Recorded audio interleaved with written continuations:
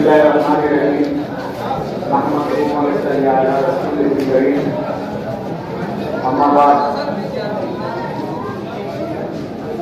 की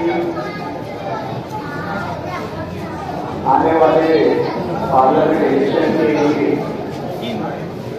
जो मशवरती मीटिंग रखी है, इस मशवरती मीटिंग के सदर आली जनाब साबिक मेयर अलहाज अब्दुल मालिक साहब, स्टेज पर तशरीफ फरमा मजलिस इत्तेहादुल मुस्लिमीन के सीनियर रहनुमा अलहाज यूनुस ईसा साहब, साथ ही साथ मजलिस इत्तेहादुल मुस्लिमीन के मावी कॉर्पोरेटर आली जनाब इब्राहिम खान और गबू भाई, इसी के साथ अलहाज यूसुफ ईसा साहब, सोहराब आजमी साहब और दीगर अमायली के मोहल्ला व शहर जो स्टेज पर तशरीफ फरमा है। मैं यहाँ पर मशवरे में आए हुए तमाम ही लोगों का तहे दिल से ममनून हूँ, शुक्रिया अदा करता हूँ कि आप लोगों ने अपना कीमती वक्त निकालकर हमारी एक कमी मुद्दती कॉल पर यहाँ पर जमा होकर अपनी सियासी बेदारी का सबूत दिया। अजीज दोस्तों, आने वाला पार्लियामेंट इलेक्शन, जाहिर सी बात है कि पार्लियामेंट इलेक्शन जो है इस मुल्क की सबसे बड़ी पंचायत, पार्लियामेंट इस मुल्क की सबसे बड़ी पंचायत है और ये इलेक्शन इस मुल्क की सबसे बड़ी पंचायत का होने जा रहा है। पार्लियामेंट एक कानून साज इदारा है जहां पर कवानीन बनते हैं और कवानीन बनने के बाद उस पर अमल दरामद किया जाता है और कवानीन फिर हमारी जिंदगियों पर, हमारी माशराती जिंदगी पर, हमारी समाजी जिंदगी पर, हमारी सियासी जिंदगी पर, हमारी मजहबी जिंदगी पर, तमाम हमारे जो रोजमर्रा की जिंदगी है उस पर ये कवानीन असरअंदाज होते हैं। माजी में इस मुल्क ने एक ऐसी हुकूमत देखी जो अपने खुले हुए एजेंडे पर काम कर रही। वो जमाना गया कि जब ये कहा जाता था कि आरएसएस, बीजेपी और बहुत सी भगवत तंजीमें, इस्लामी ताकतें इस मुल्क पर खुफिया एजेंडे के तहत काम कर रही है। अभी तो ये कहा जाना, मैं समझता हूं गलत नहीं है कि वाज़ेह तौर से बीजेपी, आरएसएस जो है वो अपने खुले हुए एजेंडे पर काम कर रही है और इसका अमली नमूना हमने 10 सालों में देखा। इन कानून साज इदारों में ऐसे ऐसे कवानीन बनाए गए जो जुल्म की हैसियत रखते थे, जो इंसानी जिंदगियों पर इस्तेदाद था, जो आम लोगों की जिंदगियों पर जबर था और कई ऐसे कवानीन को खत्म किया गया जो जिंदगी गुजारने का तरीकाकार, जो एक निजाम जाब्ता हयात देते थे, ऐसे कवानीन को जो है वो खत्म किया गया। मसलन इस मुल्क के कानून में हर एक समाज को, हर एक जात को, हर एक बिरादरी को, ऐसा ही नहीं कि सिर्फ मुसलमानों को कोई स्पेशल कानून दिया गया है, जो कोई स्पेशल एक्ट दिया गया है। जहां मुस्लिम पर्सनल लॉ दिया गया है वहां पर हिंदू एक्ट भी है, हिंदू मैरिज एक्ट भी है, क्रिश्चियनिटी को लेकर भी वहां पर उनके अपने कवानीन इस दस्तूर में जो है नाफिज है। जैन समाज जो अकलियत की हैसियत रखता है, उनके लिए तो उनके मज़ाहिब, उनके अकायद की बुनियाद पर उनके कवानीन हासिल है। सिर्फ इस हिंदुस्तान के आईन में, कॉन्स्टिट्यूशन में सिर्फ मुस्लिम पर्सनल लॉ था, ऐसा नहीं था। तमाम मज़ाहिब को उनके मजहबी अकायद की बुनियाद पर,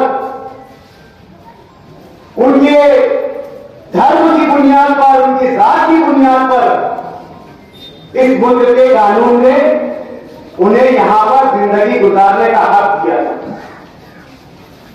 लेकिन इस मुल्क में अगर छेड़छाड़ की गई किसी कानून से या किसी के कानून से, तो वो सिर्फ और सिर्फ मुसलमान जो अपने मजहबी अकायद की बुनियाद पर जिन कवानीन को मानता था, उन कवानीन के साथ सिर्फ छेड़छाड़ की गई। यह मुल्क वाज़ेह तौर से दो खानों में, दो मज़ाहिब के दरमियान बटा हुआ 10 साल से दिखाई दे रहा है। यह हालात पैदा होने की बुनियादी वजह जो है वो ये है कि 10 सालों में इस मुल्क पर बीजेपी सरकार का इख्तियार है और उनका अपना मंशूर है, उनका अपना मैनिफेस्टो है कि इस मुल्क को एक मजहब के मानने वालों का बना दिया जाए, एक नजरिया रखने वालों का बना दिया जाए। अगर आप उनके लीडर के बयान सुनेंगे, न्यायालय की गैर जिम्मेदाराना बयान उन लीडर की तरफ से आए हैं कि वो चाहते हैं कि इस मुल्क को वाज़ेह तौर से हिंदू राष्ट्र बना दिया जाए। आज इस मुल्क में 18% मुसलमान बसते हैं, 2% सिख बसते हैं, 4 से 5% दलित बसते हैं, अदर माइनॉरिटीज जो है वो 3 से 4% है। गालिबन यह मुल्क 35% जो है गैर हिंदू मजहब के मानने वालों का मजहब है। यानी मुस्तकिल में सेल्फ यूसीसी बनाकर तमाम मज़ाहिब के लोगों को जो है एक नजरिए का बनाने का जो है मकसद बीजेपी का है। इन तमाम हालात में हमारी इलेक्शन को लेकर जिम्मेदारियां बढ़ जाती हैं, हमारी फिक्र बढ़ जाती है, हमारी तशवीश वाजिब है, हमारी फिक्र वाजिब है कि आने वाले वक्त में मुल्क में कैसे और कौन से हालात आ सकते हैं। सवाल यह है कि अब हमारे इस हुकूक की लड़ाई, हम पर होने वाले जुल्म जबर इस्तेबदाद की लड़ाई हमारे लिए लड़ेगा कौन सी वो जमात है, कौन सा वो सियासी नुमाइंदा है, कौन सा वो सियासी लीडर है, कौन सी वो सियासी पार्टी है जो बढ़कर आकर हमारे इन जख्मों का मदावा कर सके, हमारे जख्मों पर मरहम रख सके। माजी में हमने देखा कि ऐलानों में जब कवानीन बनने की बात आती थी, जहां पर हमारे पेपर की बात आती थी, जहां पर हमारे तहफ़्फ़ुज़ की बात आती थी, जहां पर हमारे वजूद की बात आती थी, जहां पर हमारे पता की बात आती थी, तो हम उन लोगों को गायब पाते थे, उन लोगों को ऐवानों के दर्जे से गायब पाते थे जिनको हमने हमारा मसीहा समझा, जिनको हमने सेक्युलर पार्टी समझकर वोट दिया, जिनको हमने ये सोचकर वोट दिया कि ये जमहूरियत के पासदार है, ये सेक्युलरिज्म के पासदार है, ये आइन के पासदार है, ये कानून के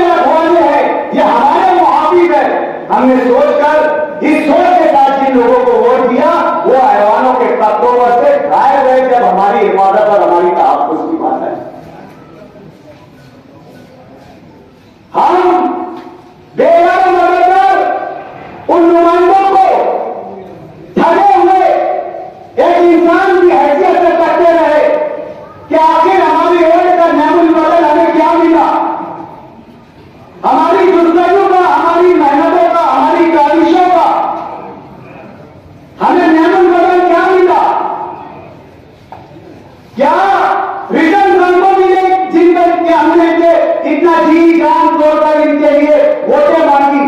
हमने धूप नहीं देखा, हमने छांव नहीं देखा, हमने तकलीफें नहीं देखी, हमने मुसीबतें नहीं देखी, हमने इलेक्शन में मौसमों का, हमने हालातों का, हर तमाम बातों का मुकाबला करने के बाद इनको चुन दिया और इनको कामयाब किया। क्यों ये हमारी मेहनतों का हमको ये समा दे रहे हैं, ये सिखा दे रहे हैं। ऐसी सूरत में यह चीज की कमी हमें महसूस होती थी कि काश ऐवान में हम एक और असदुद्दीन अवैसी देखते। ऐसी हालत में हमें यह एहसास होता था कि काश ऐवान में एक और इम्तियाज जलील होता। ऐसे मौकों पर हमारा दर्द झलकता था कि काश इन दो बहादुरों और जानकारों के साथ तरुण ईमान भी चुनकर आ गया होता था। उस वक्त जो है हमें हमारी मजबूरी और लाचारी का एहसास होता था। लेकिन हमारी मिसाल तो उस बंदर की सी हो गई है कि जब बारिश आती है तब आशियाने की फिक्र होती है कि इतनी तेज धुंध हवाएं हैं, इतना खराब मौसम है, इतने हालात खराब है। काश मेरा मकान होता तो मैं भी हिफाजत के साथ मेरे मकान में रहता, मैं मेरे बच्चों का आशियाना बनाता, उनके तहफ्फुज़ की, उनकी बका के लिए उनके लिए घर बनाता। उस तूफान में, उस आंधी में वो बंदर का एहसास होता है और वो अपनी बेचारी लाचारी इस दरख्त से उस दरख्त पर छलांग लगाकर, कूद कर, भाग कर अपनी बेचारगी का, लाचारगी का इजहार करता है। और जैसे ही बारिश का मौसम खत्म होता है फिर बंदर अपनी मस्ती में, फिर उसे न मौसम की तकलीफें, न मौसम का दिया गया दुख दर्द, न मौसम के जरिए पैदा होने वाले हालात याद रहते हैं। वो भूल जाता है कि तूफानी बारिश में मेरे बच्चों के साथ क्या हुआ।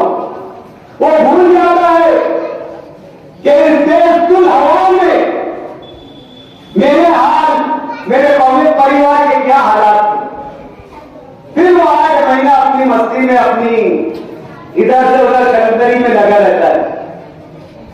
फिर दोबारा बारिश आती है, फिर उसे इस जो है फिक्र सताने लगती है। आज हाल हमारा वो हो गया, एक इलेक्शन से दूसरे इलेक्शन, दूसरे इलेक्शन से तीसरे इलेक्शन, हम तकिया किए हुए ऐसे लोगों पर जिन्हें हम सेक्युलर बोलकर वोट देते हैं, जिनकी हुकूमतें बनाते हैं, जिनके ऐवानों के तख्त ताज देते हैं, जिन्हें हम वजीर आला बनाते हैं, स्पीकर बनाते हैं, नायब वजीर आला बनाते हैं, वो राष्ट्रवादी पार्टी, शरद पवार की पार्टी, मर्द आहन,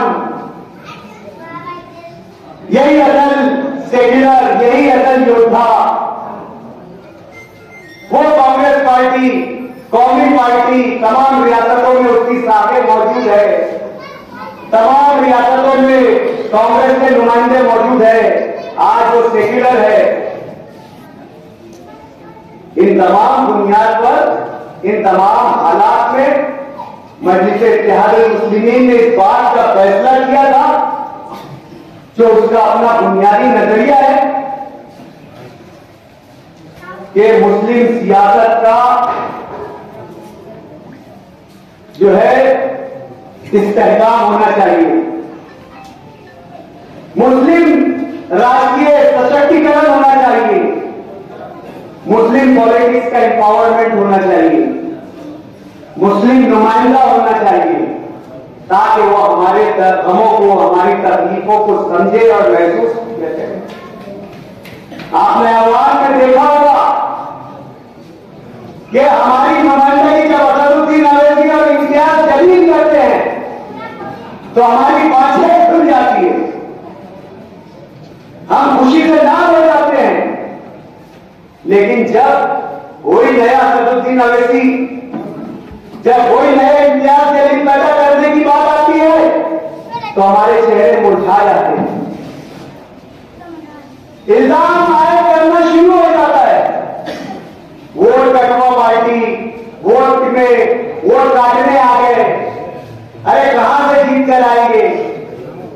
जीत कर आएंगे, हमें हिसाब बताओ। स्कॉलर्स जमा हो जाते हैं, इंटेलेक्चुअल्स जमा हो जाते हैं, दानिश्वर जमा हो जाते हैं होटल की टपरियों पर, मड्डे पर, स्टार पर, और न जाने गांव की जो है वो हाथ को छोड़कर हाथ से बाहर जाकर तले गांव पर बैठकर मालेगांव की किस्मत का फैसला करते हैं। नहीं, मालेगांव में ये वोट कटवा ही नहीं चाहिए, नहीं वो वोट काट दीजिए, वो नहीं चाहिए। कब हम ये सोचेंगे कि वही मालेगांव और वही औरंगाबाद, वही लोगों का तनाजुब, वही लीडरशिप, वही पार्टी, वही गारंटी, वही लोग, वही मंशूर, वही नजरिया, वही आइडियोलॉजी, जब हम 150 किलोमीटर लेकर आते हैं, 150 किलोमीटर से हम आते आते ये तमाम की तमाम बातें ढह जाती है, चकनाचूर हो जाती है। वो भरोसा जो औरंगाबाद में कायम होता है वो मालेगांव आते आते शहीद हो जाता है। कब हम ये एतमाद करेंगे? कब अपनी कयादत पर एतमाद करेंगे? कब हम अपने आदमियों पर एतमाद करेंगे? कब हम हमारी सियासी रहनुमाई पर एतमाद करेंगे? इस दिमाग में मुझे एक शेर याद आ जा रहा है कि जुगनुओं को साथ लेकर रात रोशन कीजिए, रात का सूरज का देखा तो शहर हो जाएगी। अगर ये जुगनुओं को अपने चमकने पर भरोसा नहीं है, ये जुगनुओं को अपनी सलाहियतों पर भरोसा नहीं है, ये जुगनुओं को अपनी रोशनी देने वाले फौज पर भरोसा नहीं है, तो यकीन मानो हमें सूरज में भी अंधेरा नजर आएगा। हमें जुगनू होने का एहसास पैदा करना चाहिए, तब कहीं जाकर हम जो है एक नया सूरज ला सकते हैं। हमने ईमानदाराना तरीके से एक संजीदा उम्मीदवार इस हल्का पार्लियामेंट को देने की कोशिश की थी। मौलाना इमरान मुस्लिम पर्सनल लॉ बोर्ड के जनरल सेक्रेटरी भी है और कई मजहबी तंजीम से जो है वो जुड़े हुए, मजहबी उमूर पर उनकी पकड़ है। मुसलमानों के साथ आने वाले शरई मसाइल, कानूनी मसाइल, ये तो मुस्लिम पर्सनल लॉ बोर्ड की जिम्मेदारी ही है। जो कवानीन आने वाले जैसे सेम सिविल कोड तो आने वाला है, सेम सिविल कोड में जो है शादी करने का तरीका रहेगा, तरतीब का तरीका रहेगा और दीगर जो हमारी मजहबी रसूमात है वो अदा करने का तरीका रहेगा। लेकिन एक जो है सेम सिविल कोड से हटकर एक जो ताकुदे अजवाज का जो कानून आने वाला है, जिसको पॉलीगेमी एक्ट बोलते हैं, ये सेम सिविल कोड में नहीं रहने वाला है।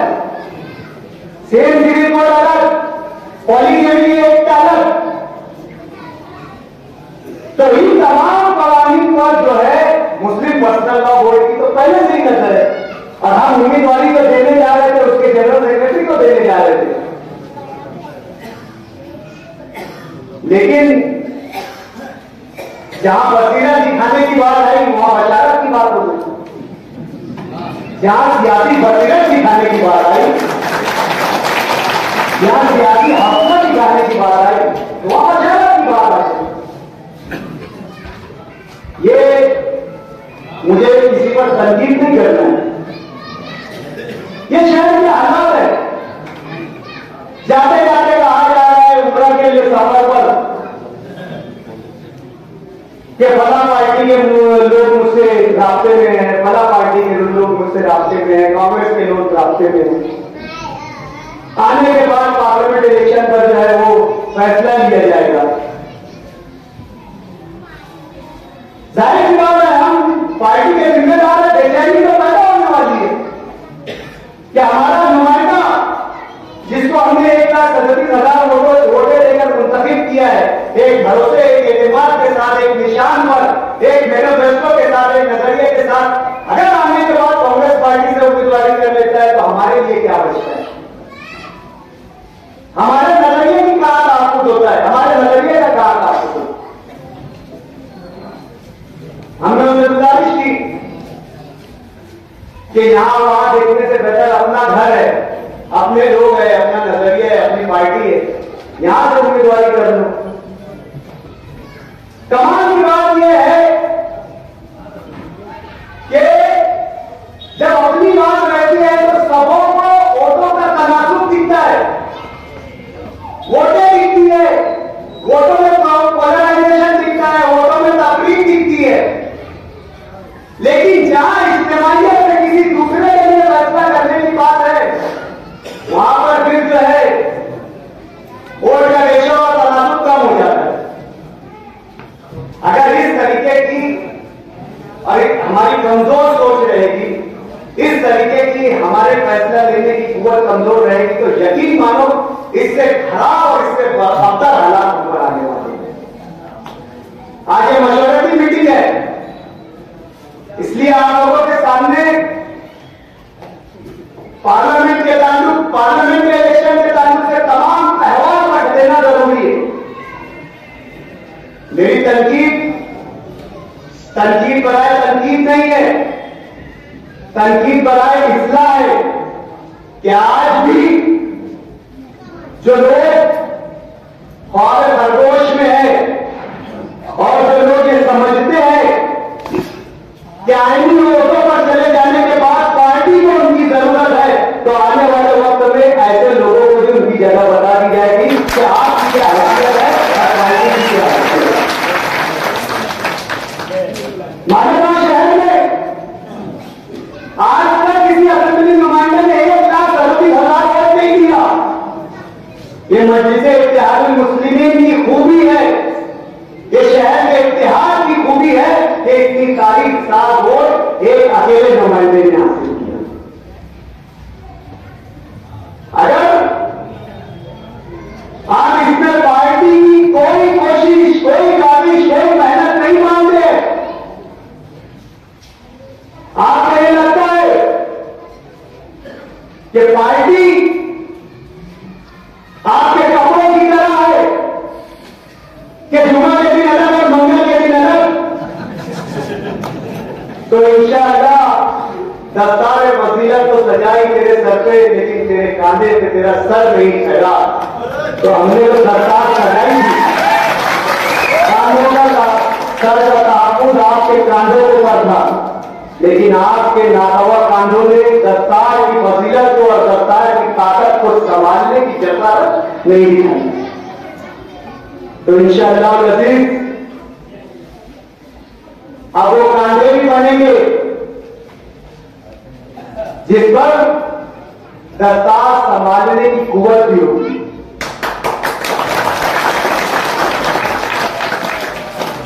पार्लियामेंट का इलेक्शन है, जाहिर सी बात है पार्लियामेंट पर बात होनी चाहिए। नॉमिनेशन का वक्त निकल चुका है, स्क्रूटनी हो गई, अभी एक नाजुक लम्हा बाकी है विड्रॉल का। क्या मालूम कल कौन विड्रॉल कर लेता। चुन कर आने के बाद तो लोग जगह पर ठहरते नहीं, अभी तो लड़े नहीं। ऐसा क्यों? ऐसा हो नहीं सकता। ऐसा कैसे हम सोच रहे? क्या सूरत में नहीं हुआ? क्या इंदौर में नहीं हुआ? 200-300 किलोमीटर पर हुआ ये गोल्डन ट्रायंगल है, सूरत इधर, इंदौर इधर, बीच में हमारे बहुत बचा है। तो जरा 5 तारीख 6 तारीख दिन निकल जाने दो, जब हम यकीन करेंगे कि कोई मैदान में आकर ताकत से लड़ रहा है। ये गोल्डन ट्रायंगल के 2 एंगल कंप्लीट हो गए, एक एंगल अभी बाकी है, वो 5 तारीख को क्लियर हो जाए, 6 तारीख को क्लियर हो जाएगा। फिर इंशाअल्लाह अज़ीज़ 7 तारीख को हम आप लोगों का जो भी फैसला है, चाहे कड़वा भूत,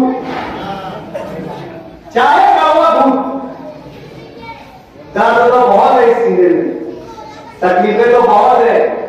बयान करने जाएंगे तो आपके उम्मीदवार है या आपके उम्मीदवार के बच्चे हैं, उनके सरों पर सफेदी आ जाएगी, लेकिन हमारे दर्द खत्म होने वाले नहीं है। लेकिन फिर भी जहां समझौते की अगर बात आती है, जहां इत्तेफाक की अगर बात आती है, जहाँ इत्तेहाद की अगर बात आती है, जैसा कि हमने हमारा ये स्लोगन नारा ये दिया है कि इत्तेहाद का मतलब इख्तिलाफ के साथ जीने का तरीका, ठीक है। आज हमारे इख्तिलाफ है, बहुत सी सियासी पार्टियों ने स्टेज लगाकर हमारे खिलाफ कहा, लेकिन ये आज मौका नहीं है, ये आज इलेक्शन की नौयत अलग है, इलेक्शन का मकसद अलग है, लेकिन शिकायतें तो हम उनसे करेंगे जो हमारे अपने थे,